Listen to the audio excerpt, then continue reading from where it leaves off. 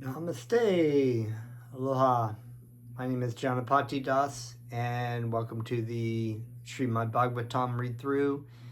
We are continuing with our introduction. Please accept my respects, everyone. Let me offer my respectful obeisances unto my spiritual master, Jagat Guru Siddha Swarupananda Paramahamsa, and to His Divine Grace A.C. Bhaktivedanta Swami Prabhupada. We are going to begin with some hearing and chanting of Krishna's names, Kirtan. Kirtan is the prime benediction, and it is the sacrifice of the sage as instructed by Sri Chaitanya Mahaprabhu. So please join along.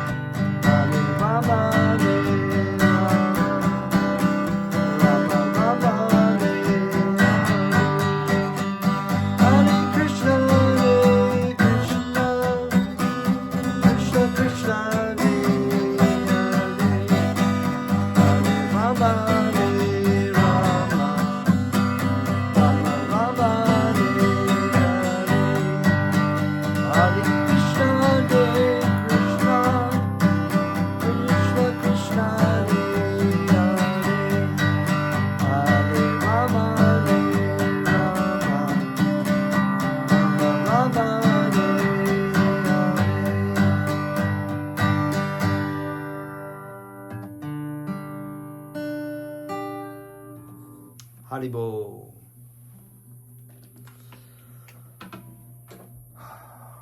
Om Namo Bhagavate Vasudevaya.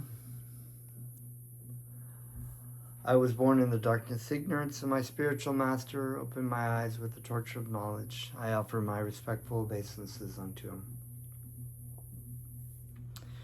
Okay, so we are continuing with the Srimad Bhagavatam first canto introduction, the introduction to the Srimad Bhagavatam. The transcendental form of the Lord. Okay, so Lord Chaitanya Mahaprabhu is basically explaining the difference between impersonalism and personalism, and what is the correct. He was relaying this to the personal Bhattacharya, Sarvabhauma Bhattacharya, who was an impersonalist and had composed. He asked the Bhauma, the Bhattacharya, Lord Chaitanya asked him to compose a verse about Saraswati. I believe it was Saraswati. And so the sage, or the scholar, composed this long verse and purported upon it, and Lord Chaitanya basically went through and picked it apart and showed how it was incorrect, and was teaching him about the truth, about personalism. The transcendental form of the Lord is eternally existent and full of transcendental bliss. How then can such a form be a product of the material mode of goodness? Anyone, therefore, who does not believe in the form of the Lord is certainly a faithless demon, and as such is untouchable, and not to be seen persona non grata fit, to be punished by the Plutonic king. The Buddhists are called atheists because they have no respect for the Vedas, but those who defy the Vedic conclusion, as above mentioned, are under the pretense of being followers of the Vedas, are verily more dangerous than the Buddhists.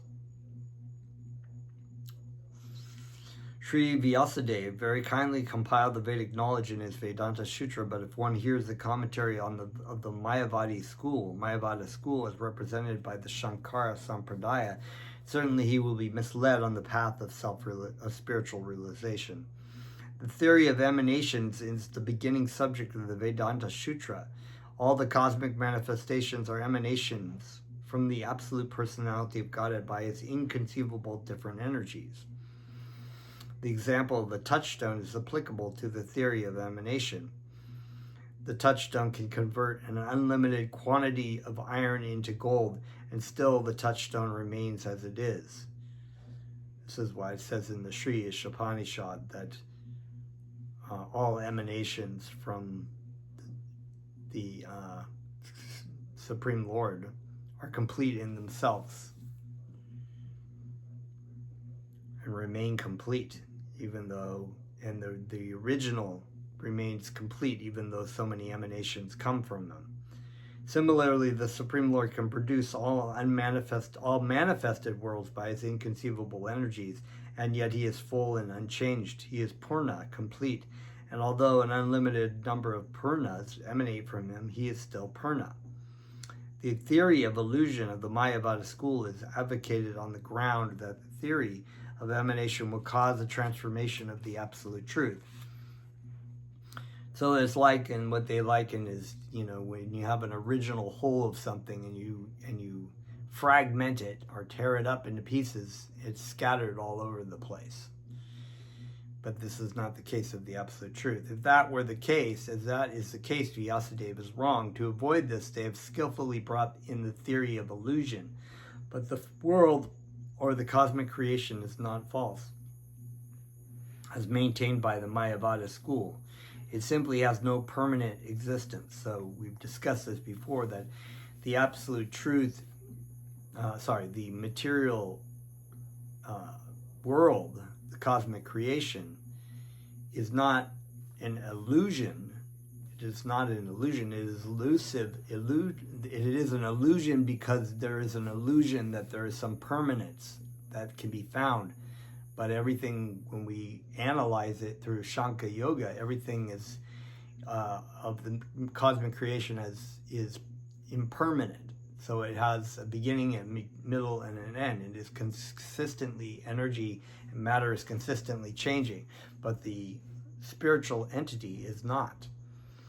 A non-permanent thing cannot be called false altogether. But the conception that the material body is the self is certainly wrong. Pranava Om, or the Omkara in the Vedas, is the primeval hymn. This transcendental sound is identical with the form of the Lord. All the Vedic hymns are based on this Pranava Omkara. Tat Tvam Ashi is but a side word in the Vedic literatures, and therefore this word cannot be the primeval hymn of the Vedas. Sripada Shankaracharya has given more stress on the side word Tat Tvam Ashi than on the primeval principle Omkara. The Lord thus spoke on the Vedanta Sutra and defied all the propaganda of the Mayavada school. And then Bhaktivedanta has a note here that says, in our teachings of Lord Chaitanya, we have more elaborately explained all these philosophical intricacies. Srimad Bhagavatam clarifies them all. So if you want to read about Lord Chaitanya, once again, I would recommend the teachings of Lord Chaitanya.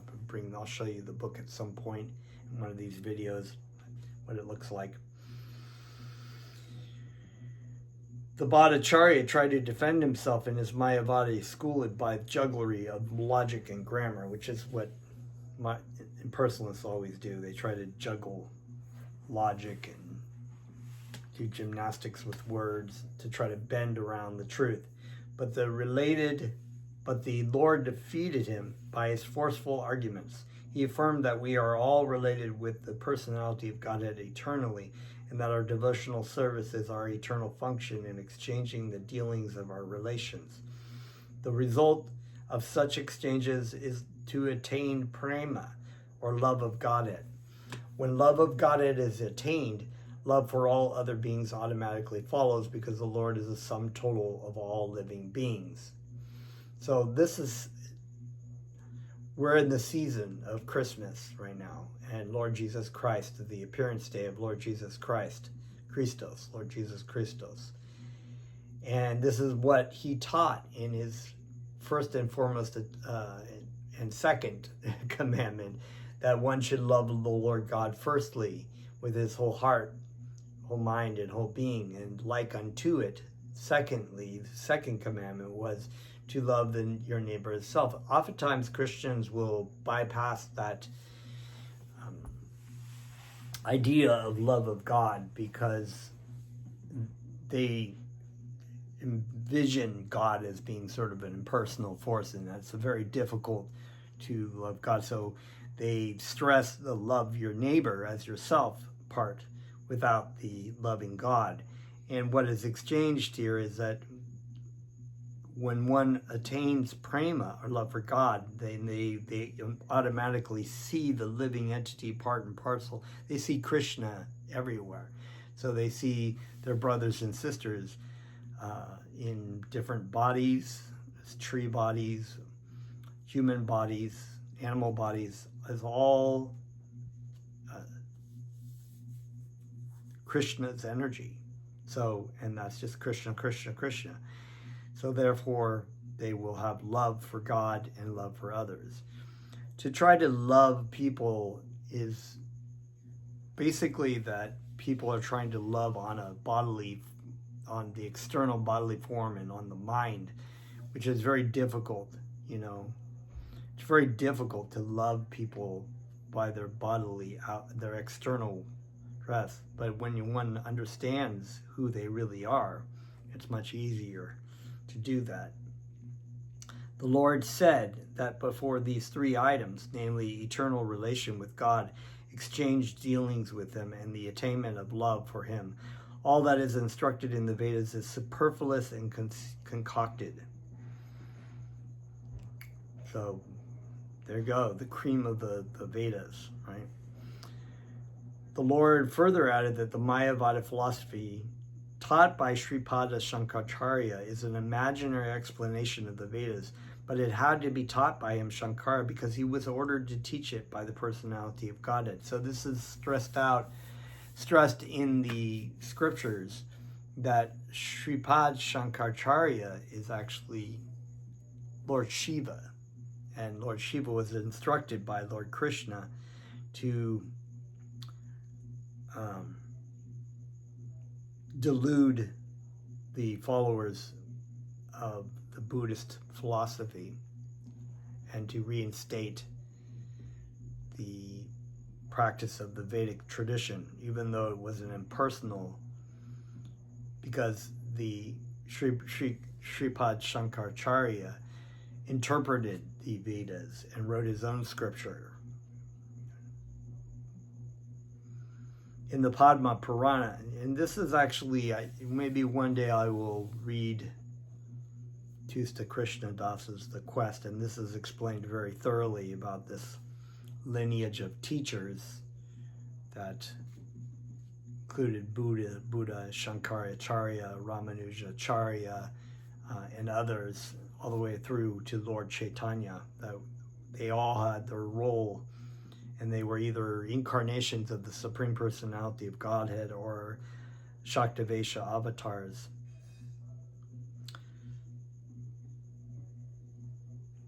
In the Padma Purana, it is stated that the personality of Godhead ordered his lordship Shiva to deviate the human race from him, the personality of Godhead. The personality of Godhead was to be so covered so that people would be encouraged to generate more and more population. His lordship Shiva said to Devi, "In Kali Yuga I shall preach the Mayavada philosophy, which is nothing but clouded Buddhism in the garb of a Brahmana." Interesting. After hearing all these speeches of the Lord Sri Chaitanya Mahaprabhu, the Bhattacharya was struck with wonder and awe and regarded him in dead silence. The Lord then encouraged him with assurance that there was no cause to wonder. "I say that devotional service unto the personality of Godhead is the highest goal of human life." He then quoted a shloka from the Bhagavatam and assured him that even the liberated souls who are absorbed in the spirit and spiritual realization also take to the devotional service of the Lord Hari, because the personality of Godhead has such transcendental qualities that he attracts the heart of the liberated soul too. Then the Bhattacharya desired to listen to the explanation of the Atma Rama shloka from the Bhagavatam, 1st Canto, 7th chapter, 10th verse. The Lord first of all asked Bhattacharya to explain it, and after that he would explain it. The Bhattacharya then explained the shloka in a scholarly way with special reference to logic. He explained the shloka in 9 different ways, chiefly based on logic, because he was the most renowned scholar of logic of the time. The Lord, after hearing the Bhattacharya, thanked him for his scholarly presentation of the shloka, and then at the request of Bhattacharya, the Lord explained the shloka in 64 different ways without touching the 9 explanations given by the Bhattacharya. Thus, after hearing the explanation of the Atma Rama shloka from the Lord, the Bhattacharya was convinced that such a scholarly presentation is impossible for an earthly creature. And then there's a side note by Bhaktivedanta that says the complete text of the explanation given by the Lord will form a booklet itself, and therefore we have presented it in a chapter in our teachings of Lord Chaitanya. It's also in the Chaitanya Church, Therefore, before this, Sri Gopinath Acharya tried to convince him of the divinity of the Lord, but at that time he could not so accept him. But the Bhattacharya was astounded by the Lord's exposition of the Vedanta Sutra and explanations of the Atma Rama shloka, and thus he began to think that he had committed a great offense at the lotus feet of the Lord by not recognizing him to be Krishna himself. He then surrendered unto him, repenting for his past dealings with him, and the Lord was kind enough to accept the Bhattacharya. Out of his causeless mercy, the Lord manifested before him first the four-handed Narayan, and then again as two-handed Lord Krishna with a flute in his hand. The Bhattacharya at once fell down at the lotus feet of the Lord and composed many suitable shlokas in praise of the Lord by his grace. He composed almost 100 shlokas in praise of the Lord. The Lord then embraced him, and out of transcendental ecstasy, the Bhattacharya lost consciousness of the physical state of life. Tears, trembling, throbbing of the heart, perspiration, emotional waves, dancing, singing, crying, and all the 8 symptoms of trance were manifested in the body of the Bhattacharya.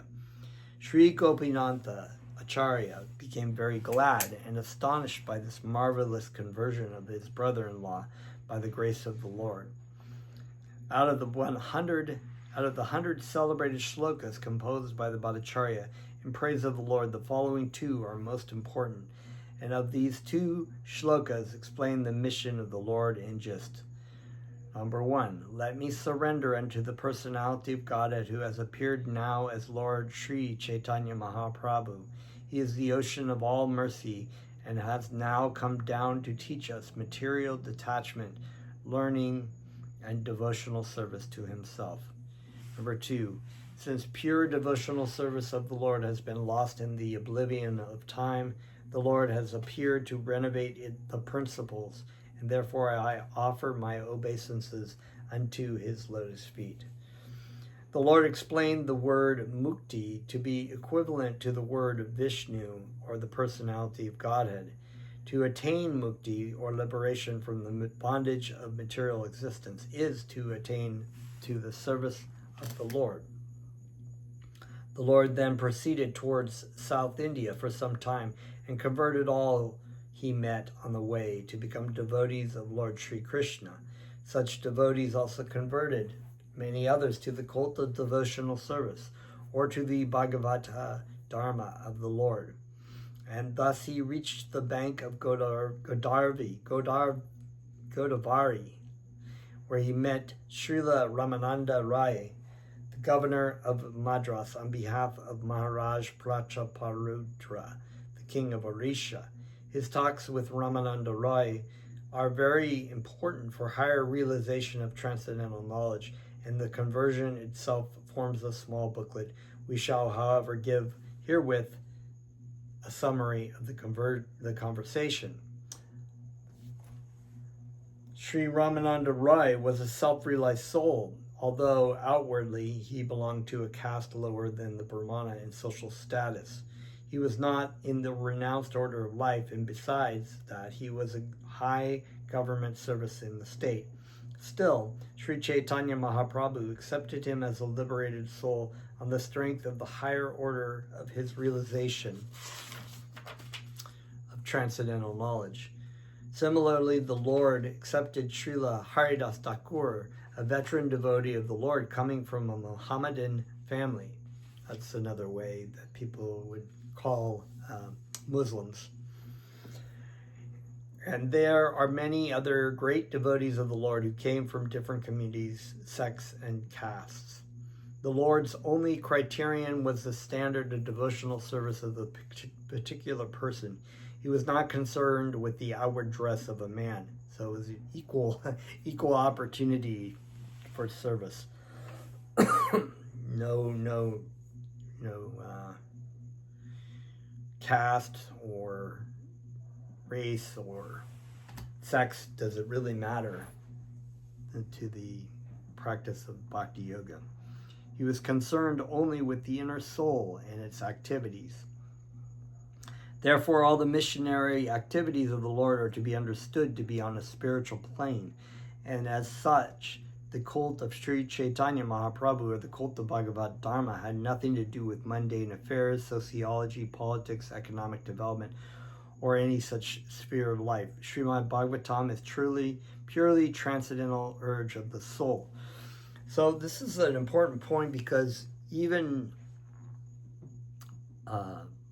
unfortunately, there have been other Vaishnavas in Indian bodies who have criticized our spiritual grandfather, Bhaktivedanta, or anyone, even our spiritual master, for being in a body of a white male American, or for Bhaktivedanta for bringing the process of bhakti yoga to Americans who are considered lower than, by many Hindus, as lower than Shudras, which is probably true, actually, but that doesn't mean anything. By this statement here, that shows that by the mercy of Krishna and Lord Chaitanya and the spiritual master, Lord Chaitanya's mission was to bring the chanting of Krishna's names to every town and village in the world. When he met Srimad Ramananda Roy on the bank of the Godavari, the Varnashram Dharma followed by the Hindus was mentioned by the Lord. Srila Ramananda Roy said that by following the principles of the Varnashram Dharma, the system of 4 castes and 4 orders of human life, everyone could realize transcendence. In the opinion of the Lord, the system of Varnashram Dharma is a superficial only. I'll read the sentence over again. In the opinion of the Lord, the system of Varnashram Dharma is superficial only, and it has very little to do with the highest realization of spiritual values. The highest perfection of life is to get detached from the material attachment and proportionately realize the transcendental loving service of the Lord. The personality of Godhead recognizes the living being who is progressing in that line. Devotional service, therefore, is the culmination of the culture of all knowledge. When Sri Krishna, the Supreme Personality of Godhead, appeared for the deliverance of all fallen souls, he advised the deliverance of all living entities as follows. The Supreme Absolute Personality of Godhead, from whom all living entities have emanated, must be worshipped by their respective engagements, because everything that we see is also an expansion of his energy. That is the way of real perfection, and it is approved by all bona fide acharyas, past and present. The system of our ashram is more or less based on moral and ethical principles. There is very little realization of the transcendence as such, and Lord Sri Chaitanya Mahaprabhu rejected it as superficial and asked Ramananda Roy to go further into the matter. So it's a very important point, because the Varnashram system was set up in a way, morally and ethically, to help spiritually elevate the individual to come to the point of service to Krishna. So it's in itself does not bring about the transcendence, is what it's saying here. And this was, similar to the rules and regulations of past, like the Jewish people, the Hebrew people, and they had the same kind of like Brahmanas, but they were called Pharisees in Jesus's time, who were practicing the rules and regulations very, very accurately, but it was not showing in their heart. In other words, Jesus would criticize them because they were thinking that somehow by being perfected and being the keepers of these rules and regulations of Moses, that they are somehow elected as a spiritually perfected person. So these Brahmanas, these Pharisees, when they meet devotees of Krishna who are pure devotees by dint of their love and devotion to God, they're envious, and they are criticizing these devotees because they are not following the rules and regulations or the Varnashram system exactly to a T, or whatever. They're chanting Krishna's names when they should be doing these certain rules and regulations out of the Varnashram system. There is very little realization of the transcendence as such, and Lord Sri Chaitanya Mahaprabhu rejected it as superficial and asked Ramananda Roy to go further into the matter. So Lord Chaitanya is getting deeper into where this is going, okay? Sri Ramananda Roy then suggested renunciation of fruit of actions unto the Lord. So giving up your fruit of reactions, right? Renunciation. The Bhagavad Gita, Chapter 9, verses 27, advises in this connection, whatever you do, whatever you eat, and whatever you give, as well as whatever you perform in penance, offer to me alone. So this is a renunciation, but also offering food, offering your service in karma yoga. This dedication on the part of the worker suggests that the personality of Godhead is a step higher than the impersonal conception of the Varnashram system, but still the relation of the living being and the Lord is not distinct in that way. The Lord therefore rejected this proposal and asked Ramananda Roy to go further. So even in the Bhagavad Gita, it's explained, Krishna explains the different paths, and he talks about karma yoga as being sort of a step in the right direction, but it not being far enough yet. Ramananda Rai then suggested renunciation of varnashram dharma and acceptance of devotional service. The Lord did not approve of the suggestion, also for the reason that all of a sudden one should not renounce his position, for that may not bring in the desired result.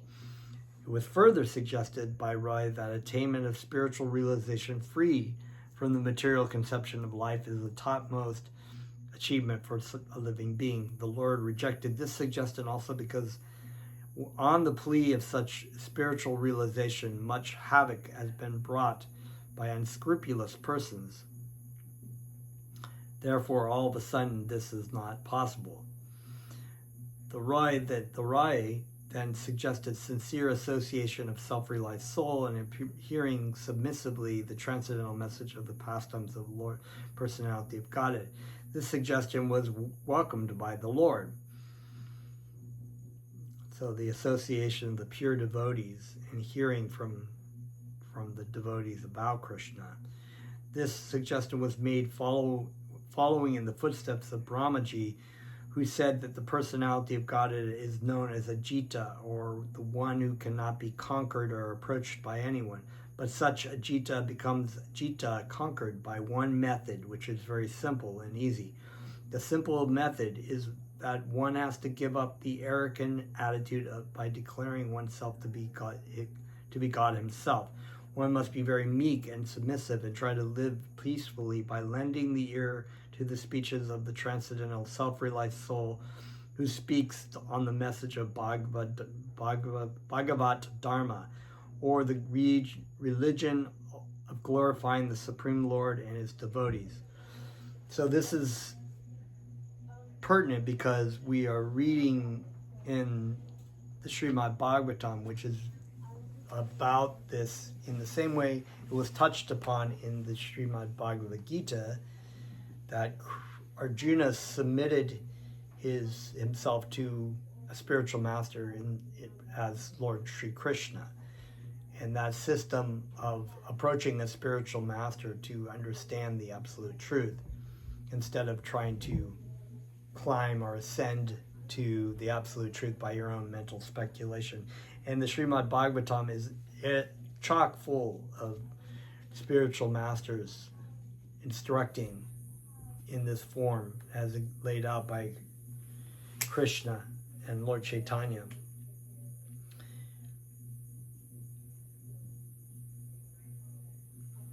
So, to glorify a great man is a natural instinct for living beings, but to have not learned to glorify the Lord.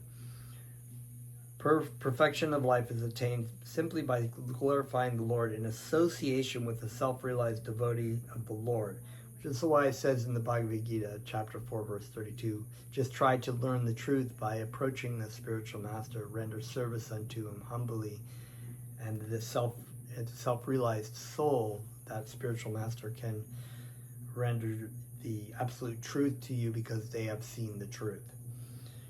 The self-realized devotee is he who surrenders unto the Lord fully and who does not have attachment for material prosperity. Material prosperity and sense enjoyment and their advancement are all Perfection of life is attained simply by glorifying the Lord in association with a self-realized devotee of the Lord. And then Bhaktivedanta has a note that just basically said that Bhaktivedanta's organization was set up in a way to do that, but that was a time and place, right? That sometimes agencies, systems are set up, but we don't, we follow the truth according to our spiritual masters. They may have organizations, but the organization is not the guru. The organization is just what the guru uses to help spread the message. So that's an important point. The self-realized devotee is he who surrenders unto the Lord. Okay, I read that. Material prosperity and sense enjoyment and the advancement are all activities of ignorance in human society. Peace and friendship are impossible for a society detached from the association of God and his devotees. So in a world without the Lord and the devotee of God helping bring light to the world is in complete ignorance and darkness. And this is why we are in a Kali Yuga, why we have great fortune to have a pure devotee of Krishna spreading the light, even though maybe people don't want to show it, but he spreads his light, the light of Krishna, everywhere he goes, and instructs his disciples to do so as well. And this is, Jesus Christ was saying, I am the light of the world, right? And he taught his disciples to be the light of the world by spreading the truth about God, about love for God. It is imperative, therefore, that one sincerely seek the association of pure devotees and hear them patiently and submissively from any position of life. The position of a person in the higher and lower status of life does not hamper one in the path of self-realization. Let me read that again. The position of a person in the higher and lower status of life does not hamper one in the path of self-realization. So there's no prerequisite that you have to be born into a certain caste, or you have to be more elevated or more educated or whatever. You can be in anything. And how you be rich or poor, black, white, anything, woman, man.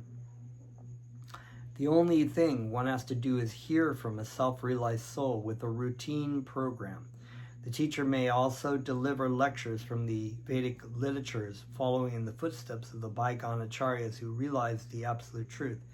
Lord Sri Chaitanya Mahaprabhu recommended the simple method of self-realization, generally known as Bhagavad Dharma.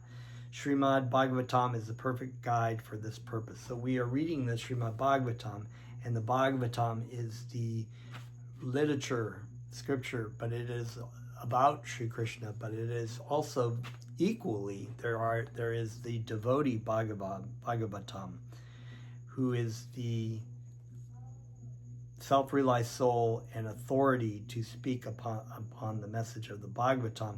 Just as if you read through here, and there are many great thinkers and great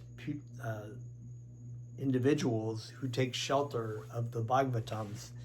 And so as we read through this, you'll see conversations going on between the spiritual master and a disciple. Spiritual master handing down the Bhagavatam, handing down the message of the Bhagavatam, just like the Bhagavatam handing down the message of the Bhagavad Gita. The Bhagavad Gita is the Bhagavatam. It's the same thing. It's the song of God. It's the message of God. It is the spiritual master. It's all Krishna.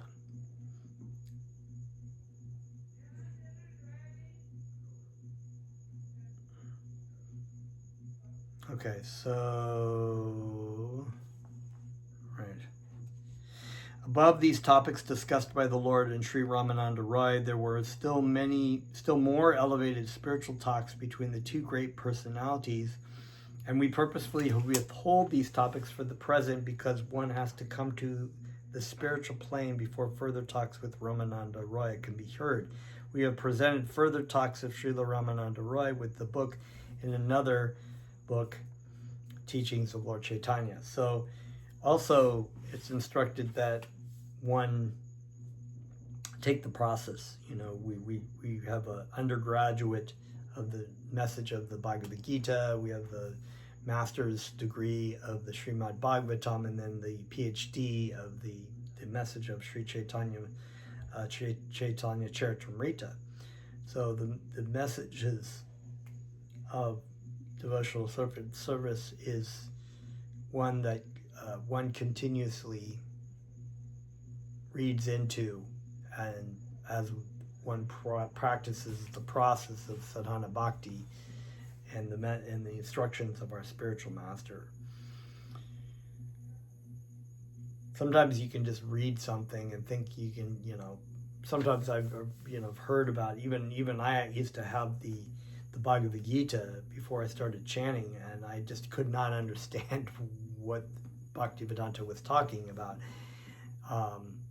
And sometimes people just try to intellectually read something without really fully knowing the process. So there is a process to this. We listen to our spiritual master. We apply what our spiritual master is instructed or read to us. And we just try to do our best to be pleasing to our spiritual master. It's really only on the mercy of our spiritual master and Krishna that we can understand anything and be pleasing unto them. At the conclusion of this meeting, Sri Ramananda Roy was advised by the Lord to retire from service and come to Puri so that they could live together and relish a transcendental relationship. Sometime later, Sri Ramananda Roy retired from the government service and took a pension from the king. He returned to his residence in Puri, where he was one of the most confidential devotees of the Lord. There was another gentleman at Puri of the name Shiki Mahiti, who was also a confidant like Ramananda Roy. The Lord used to hold confidential talks on spiritual values with 3 or 4 companions at Puri, and he passed 18 years in that way in spiritual trance.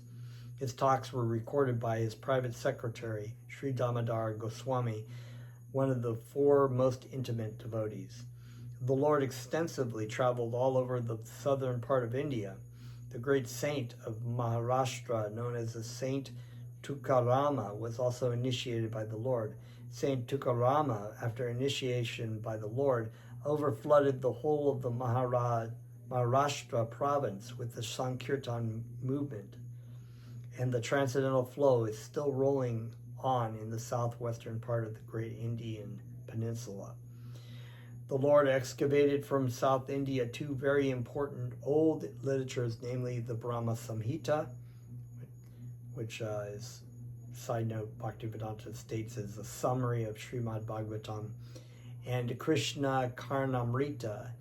And these 2 valuable books are authorized studies for the persons in devotional line. The Lord then returned to Puri after his South Indian tour.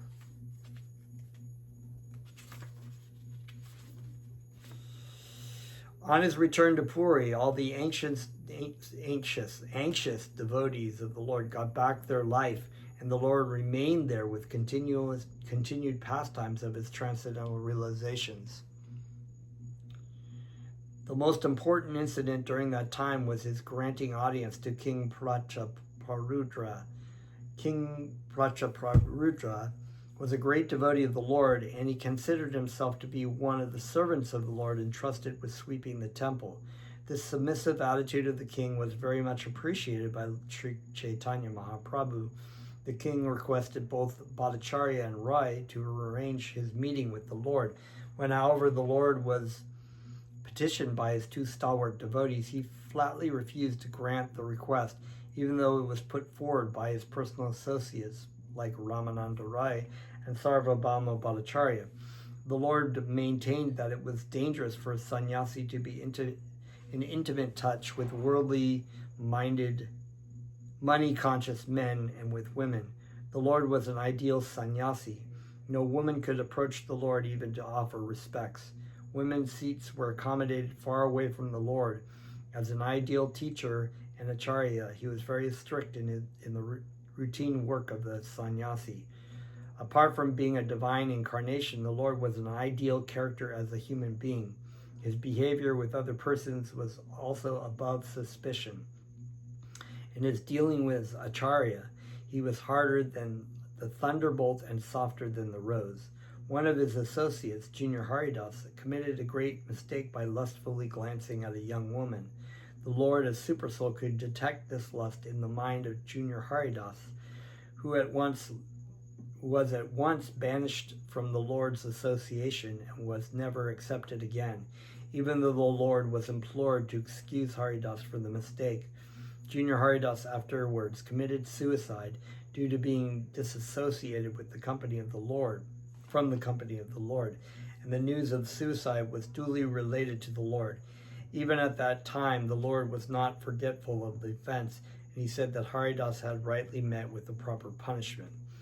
On the principle of the renounced order of life and discipline, the Lord knew no compromise, and therefore, even though he knew that the king was a great devotee, he refused to see the king only because the king was a dollar and cent man.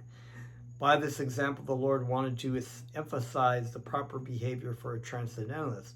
A transcendentalist has nothing to do with women and money. He must always refrain from such intimate relations. The king was, however, favored by the Lord by the expert arrangement of the devotees. This means that the beloved devotee of the Lord can favor a neophyte more liberally than the Lord. Pure devotees, therefore, never committed an offense at the feet of another pure devotee. An offense at the lotus feet of the Lord is sometimes excused by the merciful Lord, but an offense at the feet of the devotee is very dangerous for one who actually wants to make progress in devotional service. So this is termed Vaishnava Aparara, and is considered the elephant offense. So committing offense against the devotee of Krishna, the pure devotee of Krishna, very dangerous. One can completely destroy one's spiritual life. And only by the mercy of the Acharya, by begging forgiveness from him, can one be forgiven. One can't even beg to Krishna to ask for forgiveness, that Krishna will not accept it because he loves his devotee, and that's the nature of love. This is seen in the story of Jagai and Madai, right, with Lord Nityananda, who actually forgave Jagai and Madai from the offense of what they had offended against Lord Nityananda. As long as the Lord remained at Puri, thousands of his devotees had come to see him during the Ratha Yatra car festival of Lord Jagannath. And during the car festival, the washing of the Gudincha temple under the direct supervision of the Lord was an important function. The Lord's congregational Sankirtan movement at Puri was a unique exhibition for the mass of people. That is the way to turn the mass mind towards spiritual realization. The Lord inaugurated the system of mass Sankirtan, and leaders of all countries can take advantage of the spiritual movement in order to keep the mass of people in a pure state of peace and friendship with one another. This is now the demand of the present human society all over the world. After some time, the Lord again started on his tour towards northern India, and he decided to visit Vrindavan and its neighboring places. He passed through the jungles of Jharikanda, Madhya Bharat, and all the wild animals also joined his Sankirtan movement. The wild tigers, elephants, bears, and deer all together accompanied the Lord, and the Lord accompanied them in Sankirtan. So it's basically leading of wild beasts in chanting. By this he proved that by the propagation of the Sankirtan movement, congregational chanting and glorifying of the name of the Lord, even the wild animals can live in peace and friendship. And what to speak of men who are supposed to be civilized? No man in the world will refuse to join the Sankirtan movement, nor is the Lord's Sankirtan movements restricted to any caste, creed, color, or species. Here is direct evidence of his great mission. He allowed even the wild animals to partake in his great movement. On the way back from Vrindavan, he first came to Prayag, where he met Rupa Goswami along with his younger brother Anupama. Then he came down to Benares. For 2 months, he instructed Sri Sanatan Goswami in the transcendental science. The instruction to Sanatan Goswami is in itself a long narration, and full presentation of the instruction will not be possible here. The main ideas are given as follows. Sanatan Goswami, formerly known as Dabira Kasha, was in the cabinet service of the Bengal government under the regime of Nawaz Hussain Shah. So the Islamic empire, after the death of Muhammad, his followers spread Islam throughout the Middle East, into Africa and different places, India, and so they had taken over control of India for quite a while.